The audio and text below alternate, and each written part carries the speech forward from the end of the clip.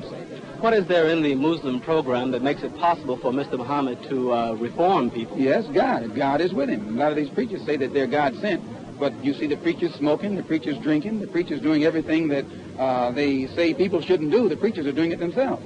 But the Honorable Elijah Muhammad was chosen by God and missioned by God to teach truth among Negroes, and he says that once our people know the truth, it brings out of them such a strong sense of race pride that they won't do anything that will bring disgrace upon their race, or upon their family, or upon themselves.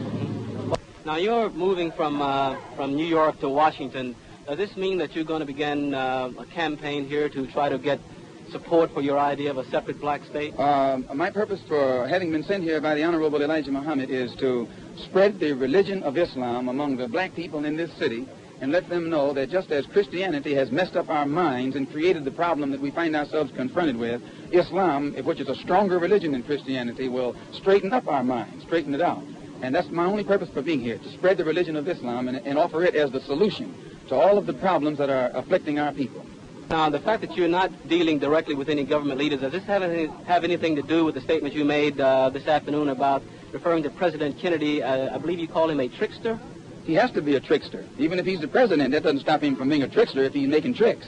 Anytime a man running for president tells Negroes what he's going to do for them when he gets in office, and after he gets in office, he has time to do something for everybody else except the people that put him in office, he tricked the people who put him in office.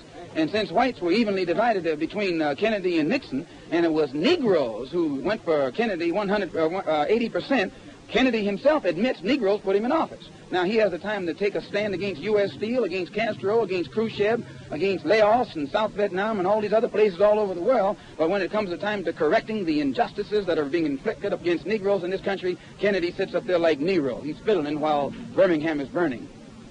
Minister Malcolm, I'm sure you're accustomed to having people make charges at you. Here's one I'm sure you're going to hear while you're in Washington. They're going to say that this whole movement you're starting here is for the primary purpose of recruiting more members for the faith, and that you're not so interested in the problem of youth crime. What do you say about that? Our faith eliminates youth crime, and we don't care what people say. We're not interested in critics. It doesn't bother us at all. The more they criticize us, the faster we grow. When the white man starts patting us on the back, we stop growing. Because the Negro in his right mind today knows that if a white man is patting you on the back, something is wrong with you, because the white man is not going to pat you on the back unless he's got you in his pocket. So one of the best things the white man can do for us is continue to criticize us, continue to condemn us, and continue to try and oppose us, because then that means that God has to step in and come to our rescue, and we think God has more power than the white man. I overheard some talk in the lobby a few minutes ago to the effect that since you arrived in Washington a few days ago, some white leaders have become so upset they're beginning to make promises for improvements for the Negroes in Washington. Have you heard about that? I haven't heard that, but they should be upset.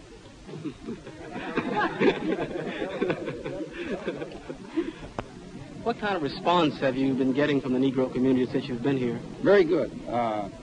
Negroes are beginning to see that what Mr. Muhammad teaches is just the plain truth. Because when Mr. Muhammad said that black people should separate from the white man accused Mr. Muhammad of teaching hate. If you get away from him, he doesn't like you. If you get up on him, he doesn't like you.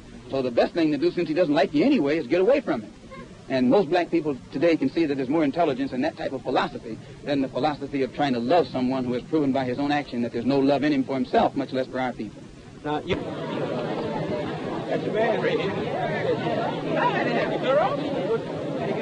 Oh. Can you give a little preview of that now? That is, what aspects or what problems this program will deal with besides youth crime? Well, when you say youth crime, you see, what the thing people forget is the thing that which makes our people turn toward crime is the society in which we live, the social pressures that we live under. And these pressures are actually initiated by the white man himself. But see, the white man is so shrewd, he's like a serpent that will bite a lamb, and then when the lamb can't run well, like the other sheep can, he'll accuse the lamb of being lazy. And he won't admit that it is his poison that he has put inside the lamb that has made this lamb appear to be defective. And it's the same way when he says about this crime business. The white man brings dope into the Negro community, whiskey into the Negro community. He organizes gambling in the Negro community, and prostitution and all types of immorality. And then when Negroes become addicted or afflicted or the victims of this crime, he starts talking about Negro crime. No, we don't go for that. The white man is the criminal who has authored this crime. And the Honorable Elijah Muhammad's religion points these things out, he makes black people see it, and black people stop thinking that they're the ones who are at fault. They put the fault where it belongs. It belongs right at the White House door, or right at the door of the white man. Thank you very much, Minister Malcolm. You're welcome, sir.